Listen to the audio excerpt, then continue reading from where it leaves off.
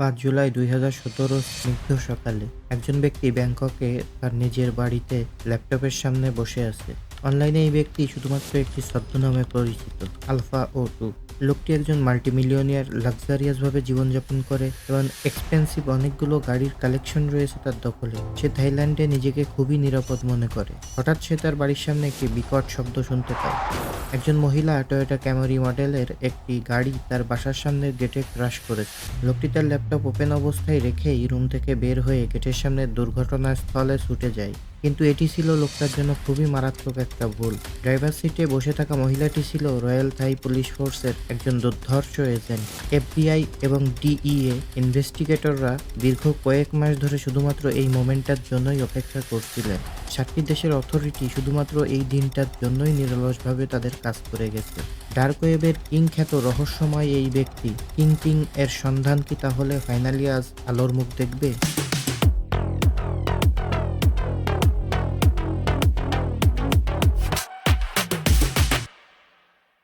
The world journalist Andy Greenberg ডার্কনেটের রহস্যময় এই কিংপিংয়ের সন্ধানের গল্পটি বহু পার্টের সিরিজে প্রকাশ করেছেন। অ্যাডিশনালি, অপারেশন বেয়োনেটের উপর একটি অসাধারণ ডার্কনেট ডায়েরির পর্বও তিনি এখানে সংযুক্ত করেছেন, যা আজকে আমি এই ভিডিওতে 3টি চ্যাপ্টারে কভার করার চেষ্টা করেছি। আপনারা দুইটিরই লিঙ্ক এই ভিডিওর ডেসক্রিপশনে খুঁজে পাবেন। ২০১০ সালের শুরুর দিকে ডার্ক ওয়েবের ব্যবহারের মাত্রা বেশ ভালোই বাড়তে শুরু করে। নাম ব্যবহারের কোনো জটিলতা নেই এবং প্রাইভেসি ভালো থাকার কারণে ডার্ক ওয়েব আরও বেশি লোকজনদের অ্যাট্রাক্ট করতে শুরু করে। বিটকয়েনকে এজন্য ধন্যবাদ দিতেই হয়, কারণ এটি এমন এক নতুন পেমেন্টের ধরন যা কোনো কর্তৃপক্ষের দ্বারাই নিয়ন্ত্রিত না। অপরাধীদের জন্য এটি ছিল স্বর্গের মতো, কারণ এর মাধ্যমেই তারা তাদের পণ্য অনলাইনে বেচাকেনা আগের তুলনায় অনেক বেশি সহজে এবং ব্যাপক হারে করতে শুরু করে। ডার্ক ওয়েবের আবির্ভাবের সাথে সাথে চোর পুলিশের বিশাল এক গ্লোবাল গেম শুরু হয়েছিল এবং এটি আজও চলমান রয়েছে। Billions and billions of dollars. Silk road সম্ভবত এখন পর্যন্ত সবচেয়ে legendary dark web market place. প্ল্যাটফর্মটি 2011 সালের ফেব্রুয়ারিতে লাইভ হয়েছিল এবং অবিশ্বাস্যভাবে খুবই জনপ্রিয় হয়ে ওঠে। প্রায় 1 লাখেরও বেশি কাস্টমার এখান থেকে ড্রাগ কিনে। তবে মাত্র 2.5 বছরের মাথায় এই সাইটের অপারেটর ধরা পড়ে যায় এবং সিল্ক রোড অফলাইনে চলে যায়। মাদকের বিরুদ্ধে লড়াইয়ের একটি দৃষ্টান্ত স্থাপন করতে চেয়েছিল কর্তৃপক্ষ। সিল্ক রোডের প্রতিষ্ঠাতাকে যাবজ্জীবন কারাদণ্ড দেওয়া হয়, কিন্তু সিল্ক রোডকে বন্ধ করার কারণে এই ড্রাগ লেনদেনের ব্যবসাটি অন্যান্য অপারেটরদের জন্য খুব লাভজনক সুযোগ হিসেবে দেখা দেয়। তাই এটা বন্ধ হয়ে যাওয়ার পরপরই ডার্কনেট মার্কেটের সংখ্যা বিস্ফোরণের মতো বাড়তে শুরু করে। এইসব মার্কেট প্লেসগুলো টপে থাকার জন্য নিজেদের ভেতর লড়াই করতে শুরু করে। সিল্ক রোড 2.0 তার পূর্বসূরি মার্কেট প্লেস বন্ধ হওয়ার মাত্র 35 দিন পরে লঞ্চ করে, কিন্তু সাইটটি 1 বছরেরও কম সময় টিকেছিল। এভলিউশন ছিল আরেকটি জনপ্রিয় মার্কেট প্লেস যা দুটো সিল্ক রোড মার্কেট প্লেসের মতোই কাছাকাছি লেভেলের বড় ছিল। এভলিউশনে কোনো জিনিস কিনতে হলে ক্রেতাকে প্ল্যাটফর্মের একটি অ্যাকাউন্টে বিটকয়েন দিতে হয়, যা এক ধরনের ডার্ক ওয়েব এসক্রো অ্যাকাউন্ট, এবং একবার আইটেম গ্রাহকের কাছে পৌঁছে গেলে বিক্রেতাদের অর্থ তারপর এসক্রো অ্যাকাউন্ট থেকে প্রদান করা হয়, যার ফলে প্ল্যাটফর্মের অপারেটরদের কাছেও সবসময় অবিশ্বাস্য পরিমাণ অর্থ আটকে থাকত। একটা পর্যায়ে এসে এই অপারেটররা এই অর্থ চুরি করার সিদ্ধান্ত নেয় এবং এক্সিটের মাধ্যমে স্ক্যাম করে। আগোরা নামে আরেকটি প্ল্যাটফর্মকে আসল সিল্ক রোডের যোগ্য উত্তরসূরি হিসেবে নামকরণ করা হয়েছিল, কিন্তু এর প্রতিষ্ঠাতারা স্বেচ্ছায় 2015 সালের আগস্টে সাইটটিকে অফলাইনে নিয়ে যায়। ব্যবসা খুব গরম হয়ে উঠেছিল। এক্সিট, স্ক্যাম, অ্যারেস্ট, স্বেচ্ছায় ভেঙে যাওয়া এবং হ্যাক, এই সমস্তগুলি একটি নতুন উদীয়মান ডার্ক ওয়েব মার্কেটকে উপকৃত করেছে। আলফাবে, যেটা নিয়ে আমাদের আজকের এই মূল গল্পটা। জুলাই 2014 সাল। একজন ব্যক্তি যে নিজেকে আলফা ও টু বলে পরিচয় দেয়, সে আলফাবে মার্কেট প্লেসটি ডেভেলপ করতে শুরু করে। মাত্র 5 মাস পরে তার প্ল্যাটফর্মটি লাইভ হয়। শুরুর দিকে শুধুমাত্র চুরি করা ক্রেডিট কার্ডের ডেটা অফার করা হয় এবং বিক্রি করা হয়, কিন্তু আলফাবে দ্রুত আরও লাভজনক আকর্ষণীয় প্রোডাক্ট অফার করতে শুরু করে। ডেটা এবং লগ ইন ছাড়াও এখানে মাদক, অস্ত্র এবং ম্যালওয়্যার বিক্রি করা শুরু করে। মানি লন্ডারিং এর মতো পরিষেবাও দেওয়া শুরু হয়। তবে এই প্ল্যাটফর্মটিতে কিছু জিনিস নিষিদ্ধ ছিল। শিশু নির্যাতন, কাউকে মারার জন্য হায়ার করা, বা রাশিয়া থেকে চুরি করা ব্যাংক অ্যাকাউন্টের তথ্য সম্পর্কিত আইটেম বা ডেটা কঠোরভাবে নিষিদ্ধ ছিল। আলফা টু সম্ভবত রাশিয়ান আইন প্রয়োগকারী সংস্থার সাথে ঝামেলা করতে চায়নি, অথবা এমনও হতে পারে যে ইনভেস্টিগেটরদের মিসলিড করার জন্য হয়তো সে নিজেকে রাশিয়ান হিসেবে দেখানোর চেষ্টা করেছিল। ওয়েবসাইটটি অনেকটা অ্যামাজনের মতো কাজ করে। এটা খুবই ইউজার ফ্রেন্ডলি। এখানে সার্চিং ফাংশনে ফিল্টার এবং ক্যাটাগরি বেস সার্চ করার অপশন রাখা হয়, যা সুন্দরভাবে কাজ করে। পেমেন্টের জন্য কাস্টমার বিটকয়েন, মনরো বা ইথেরিয়াম দিয়ে অর্থ প্রদান করতে পারে, যার ফলে সহজেই নাম হাইড করে পেমেন্ট করা যায়। আলফাবে একটি তথাকথিত টাম্বলার সিস্টেম অফার করে। ব্যাপারটা হচ্ছে বিভিন্ন লোকের কাছ থেকে একাধিক লেনদেন বান্ডিল আকারে এক জায়গায় জমা করে পে করে। এতে ক্রেতার লেনদেন হাইড থাকে। প্ল্যাটফর্মটি ভালোই কাজ করে এবং ডার্ক ওয়েবকে ডমিনেট করতে শুরু করে। অন্যান্য মার্কেট প্লেসগুলো মাথাচাড়া দিয়ে উঠতে শুরু করলেই বিভিন্ন কারণে হারিয়ে যেতে বাধ্য হয়, কিন্তু আলফাবে ঠিকই শক্তিশালী হয়েই থেকে যায়। এখানে ব্যবহারকারীর সংখ্যা খুবই দ্রুত বাড়তে থাকে। এটি প্রতিষ্ঠিত হওয়ার মাত্র 1 বছর পর সাইটটির 2 লাখেরও বেশি রেজিস্টার্ড কাস্টমার এবং 40,000 সেলার হয়ে যায়। 2017 সালে এসে আলফাবে তাদের ওয়েবসাইটে 3 লাখেরও বেশি আইটেম এবং প্রতিদিন $500,000,000 বেশি সেল জেনারেট করেছিল। আলফা O2 প্রতিটি সিঙ্গেল ট্রানজাকশনে 2 থেকে 4% এর মধ্যে একটা ফি কেটে রাখে, ফলে এই উপার্জিত অর্থেই সে হয়ে যায় মাল্টিমিলিয়নিয়ার। এ পর্যায়ে এসে একটি পরিপূর্ণ টিম আলফাবে প্ল্যাটফর্মটিতে কাজ করে। আলফা O2 এর ডিসন্যাক নামে একজন রিপ্রেজেন্টেটিভ ছিল। এছাড়া বেশ কয়েকজন মডারেটর ছিল যারা ক্রেতা এবং বিক্রেতাদের মধ্যে কোনো সমস্যা হলে সাপোর্ট দিত, এবং একজন PR ম্যানেজার ছিল। সাইটটি এই মারাত্মক সাফল্য পাওয়ার সাথে সাথে এটির প্রতিষ্ঠাতা এটি পরিচালনার দায়িত্ব থেকে অবসর নেওয়ার সিদ্ধান্ত নেয়। এখন থেকে কমিউনিকেশন শুধুমাত্র ডিসন্যাক এর মাধ্যমে চলে। আলফা O2 পিছু হটলে আমেরিকান ইনভেস্টিগেটররা তার আসল পরিচয় বের করতে আরও বেশি মরিয়া হয়ে পড়ে। ইন্টারনেটের ডার্ক সাইট শাসন করা সবচেয়ে শক্তিশালী প্ল্যাটফর্মটির পেছনে শক্তিশালী মাস্টারমাইন্ডটি আসলে কে? এটি এমন একটি অভিযান ছিল যা সারা বিশ্ব জুড়ে চলেছিল এবং কয়েক বছরেরও বেশি সময় লেগেছিল এটি শেষ হতে। আমেরিকান ইনভেস্টিগেটররা আলফাবেট সার্ভারগুলি কোথায় লোকেটেড তা খুঁজে বের করতে চেষ্টা শুরু করে। যদি সার্ভারগুলিতে তারা অ্যাক্সেস নিতে পারে, তাহলে তারা প্ল্যাটফর্মটি বন্ধ করতে পারবে বা গোপনে এটিতে অনুপ্রবেশ করতে পারবে, যার ফলে এটি যে পরিচালনা করছে তাকে শনাক্ত করতে সহজ হবে।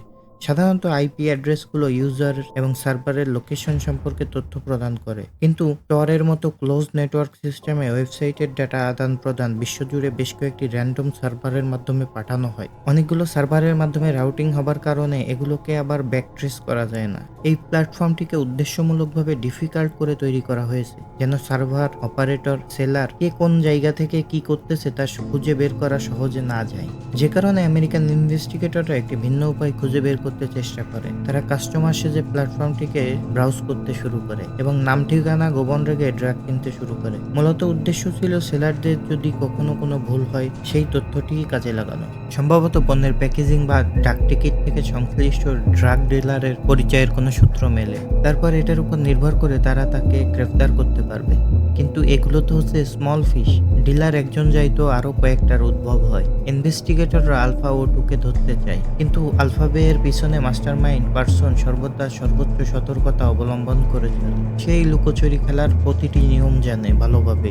ডিসেম্বর 2016 সাল, রবার্ট মিলার নামের একজন ইনভেস্টিগেটর ক্যালিফোর্নিয়ার ফ্রেসনোতে তার ডেস্কের সামনে বসে কাজ শুরু করে। তিনি American drug law enforcement agency DEA তে কাজ করে থাকেন। তিনি আলফাবের মাস্টারমাইন্ডকে ধরতে কাজ করে যাচ্ছিলেন। আনটিল দিস ডে তার জন্য এটি ছিল একটি ডিপ্রেশনে যাওয়ার মতো কাজ, কারণ তিনি কোনোভাবেই কোনো সফলতা পাচ্ছিলেন না। কিন্তু হঠাৎ তার ইনবক্সে একটি ইমেইল আসে। সেন্ডার একজন বেনামি ব্যক্তি। মেইলটি দেখে মনে হচ্ছে আলফা O2 আলফাবে এর প্রথম দিকের দিনগুলোতে একটি মারাত্মক ভুল করেছিল। শুরুর দিকে সেই সময় ওয়েবসাইটে রেজিস্ট্রেশন করা প্রত্যেক ইউজার একটি ওয়েলকাম ইমেইল পেয়েছিল। প্ল্যাটফর্মটি থেকে পাঠানো ইমেইলে সেন্ডারের ঠিকানা মেটাডেটাতে ভিজিবল ছিল, যদিও এই ত্রুটিটি অবিলম্বে সংশোধন করে নিয়েছিল আলফা O2। ইনভেস্টিগেটরদের কাছে পাঠানো ইমেইলে বেনামি লোকটি সেই প্রথম ওয়েলকাম ইমেইলগুলির মধ্যে একটি সংরক্ষণ করে রেখেছিল। হতে পারে রহস্যময় এই বেনামি লোকটি আলফা O2 এর প্রথম কাস্টমারদের ভেতরে একজন, অথবা হতে পারে সে একজন কম্পিটিটর সাইটের মালিক যে কোনোভাবে মেইলটিকে সেভ করে রাখতে পেরেছিল। কে জানে। যাই হোক, সে সাইলেন্টলি আলফাবেকে ডার্ক ওয়েবে বেড়ে উঠতে দেখতেছিল। এখন উপযুক্ত সময় মনে করে মেইল অ্যাড্রেস সম্বলিত ইমেইলটি DEA এর ইনভেস্টিগেটরদের কাছে সে হস্তান্তর করে। ইমেইলের ঠিকানাটি হলো pimpalex91@hotmail.com। এই মেইলটি মিলার এবং তার সহকর্মীদের জন্য একটি ব্রেক থ্রু ছিল। ইমেইল অ্যাড্রেসটির মাধ্যমে ইনভেস্টিগেটররা skyrok.com-এ অ্যালেক্সের 2008 এবং 2009 সালের বেশ কয়েকটি ফটো খুঁজে পায়। Skyrock.com হচ্ছে একটি ফরাসি ভাষার সোশ্যাল মিডিয়া প্ল্যাটফর্ম। অ্যালেক্স এখানে আরও একটি পুরনো ডেটিং প্রোফাইল লিঙ্ক করে রেখেছিল। প্রোফাইলটিতে ট্রয়েস রিভিয়ার্স শহরটিকে নিজের শহর হিসেবে সে লিস্টিং করে রেখেছিল। তার এই হোম টাউনটি কানাডার দক্ষিণ কুইবেকে অবস্থিত। প্রোফাইল অনুসারে তখন তার বয়স 17 বছর। তো তার ইমেইল ঠিকানায় 91 হয়তো তার জন্মসাল হতে পারে। সেই হিসেবে আলফাবে যখন সে প্রতিষ্ঠিত করেছিল তখন তার বয়স হবে 23 বছর। ইউজার নেম আলফা02 ফরাসি ভাষার একটি টেকনোলজি ফোরামেও পাওয়া যায়। 2008 সালে সেখানে সে ব্যাখ্যা করেছিল কিভাবে একটি ছবি থেকে ভাইরাস রিমুভ করা যায়। তার ইমেইল অ্যাড্রেসটি পোস্টের নিচে ছিল, সাথে ছিল তার পুরো নাম আলেকজান্ডার ক্যাজেস। এ পর্যায়ে এসে ইনভেস্টিগেটরদের কাছে তার নাম আছে, কিন্তু সে কোথায়? তারা ক্যাজেসের পেপ্যাল অ্যাকাউন্টটাকে খুঁজে পায়। সে সেখানে তার সেম পার্সোনাল ইমেইল অ্যাড্রেসটি ব্যবহার করেছে। তার লিঙ্কডইন প্রোফাইলের মাধ্যমে তারা আরও জানতে পারে যে সে একজন ফ্রিল্যান্স সফটওয়্যার ডিজাইনার হিসেবে কাজ করে। ইবিএক্স টেকনোলজিস নামে তার নিজস্ব একটি টেক কোম্পানি রয়েছে। ফেসবুকে ইনভেস্টিগেটররা তার ফিয়ান্সের একটি প্রোফাইল খুঁজে পায়। মহিলাটি একজন থাই নাগরিক। এটাতেই স্পষ্ট হয়ে যায় কানাডিয়ান এই লোক এখন থাইল্যান্ডে বসবাস করছে। সমস্ত ক্লুগুলি ইনভেস্টিগেটরদের থাইল্যান্ডের রাজধানী ব্যাংককে নিয়ে যায়।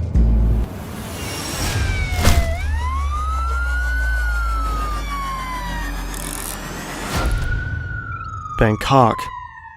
থাই কর্তৃপক্ষের সহায়তায় তদন্তকারী দলটি শহরের ভেতরে এই ক্যাজেসের মালিকানাধীন 3টি ব্যক্তিগত প্রপার্টি শনাক্ত করতে সক্ষম হয়। প্রথমটি একটি বাড়ি যেটা রেসিডেন্সিয়াল এরিয়াতে অবস্থিত। আলফা02 তার স্ত্রীর সাথে সেখানে থাকে। পাশেই দ্বিতীয় আরেকটি বাড়ি এবং তৃতীয় বাড়িটি ব্যাংককের বাইরের দিকে একটি ম্যানশন হাউস, যার মূল্য প্রায় $3 মিলিয়ন।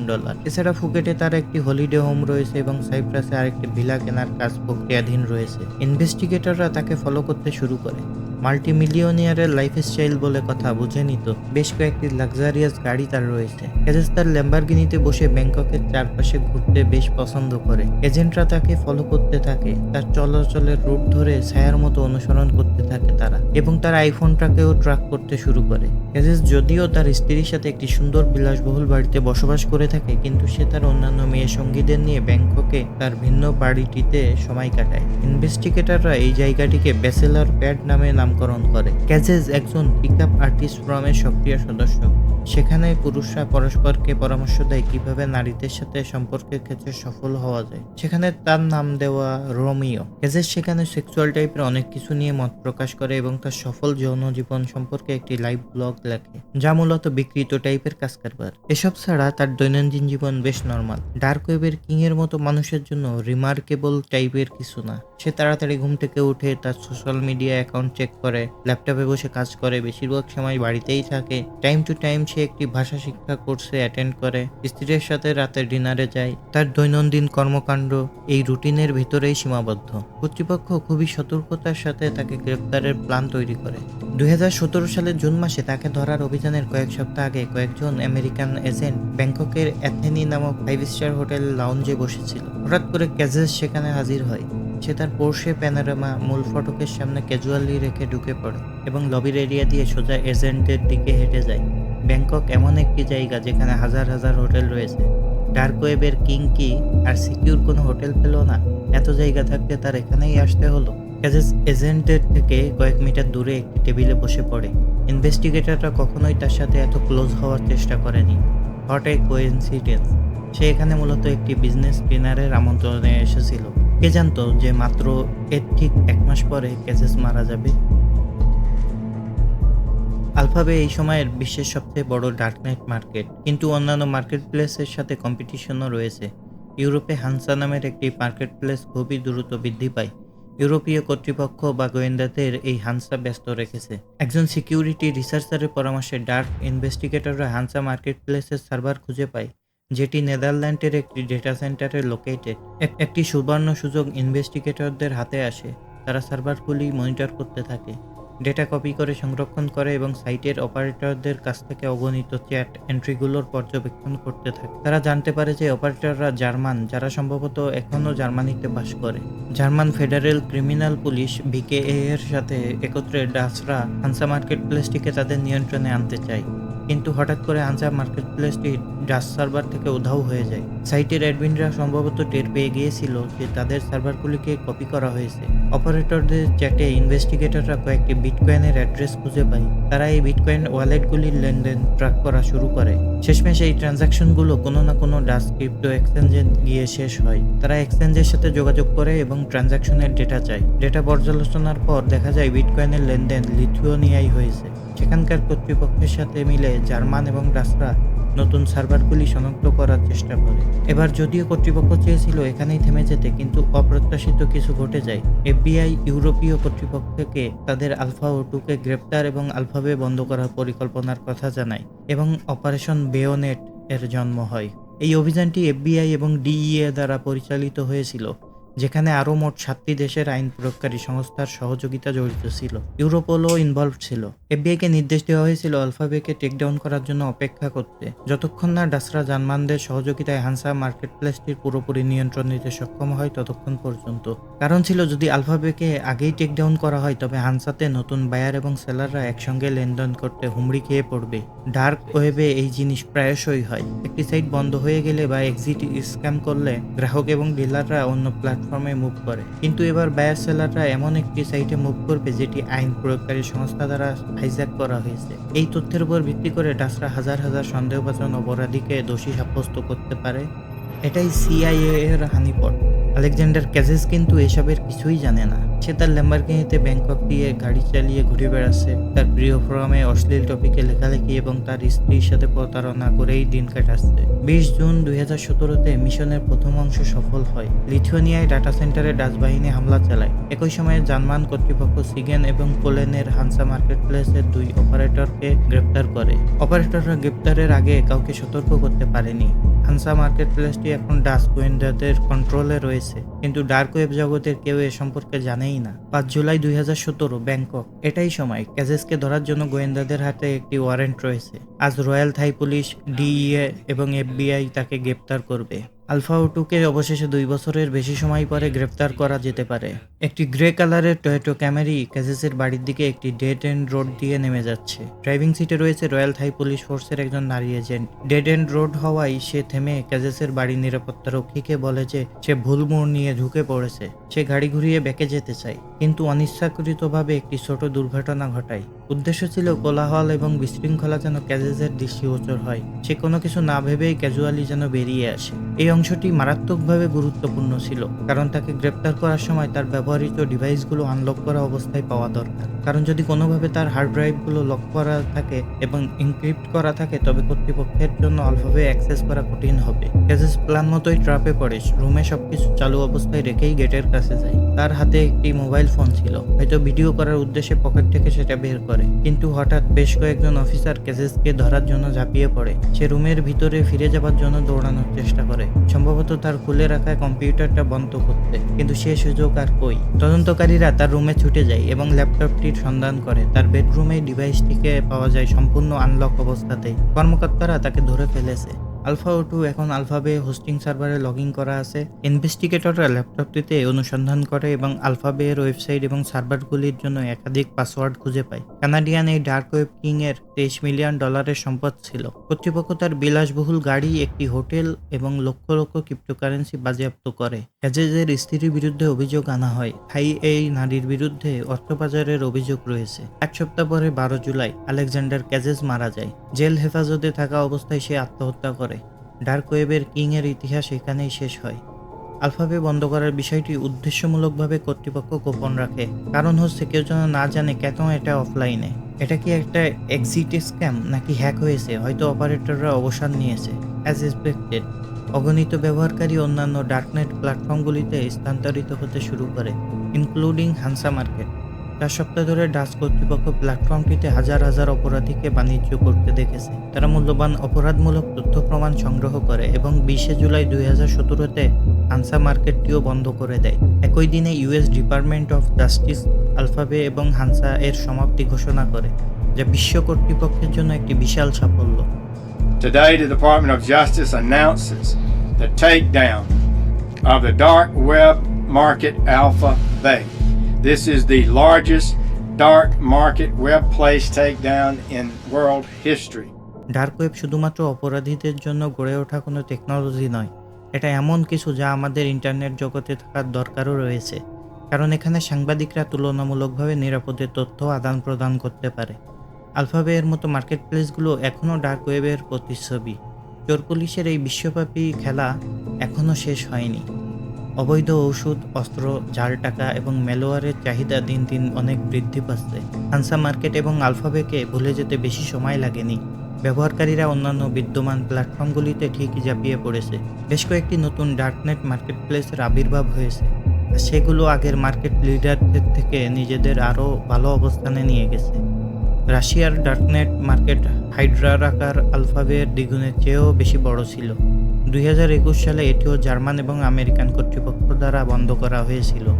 এখন নতুন একটি প্রতিযোগিতা চলমান রয়েছে। ডার্ক ওয়েবের নতুন কিং কে? এখনকার সবচেয়ে শক্তিশালী প্রতিযোগী ডিসনেক। সে 2021 সালে আলফাবেকে পুনরায় চালু করেছে এবং এখনও পর্যন্ত ডার্কনেট মার্কেট প্লেসটিকে চালাচ্ছে সে। আজকের মতো এই পর্যন্তই। সবাই ভালো থাকবেন। পরবর্তী ভিডিওতে আবার দেখা হবে। আসসালামু আলাইকুম।